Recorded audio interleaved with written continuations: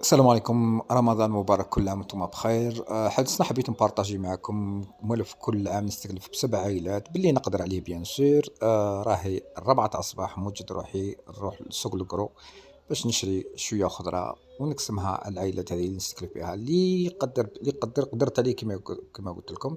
فوالا دوك راني في سوق القرو، الخضرة ما شاء الله يعني رخيصة بزاف بارابور للحوانتي توسا. ايا شريت واش كتب ربي.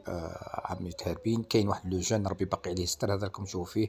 وقف معايا بلا ما يعرفني، مسكين زوالي يجبد بال2000 وبال5000، يقول لي نزيدك نزيدك نزيدك.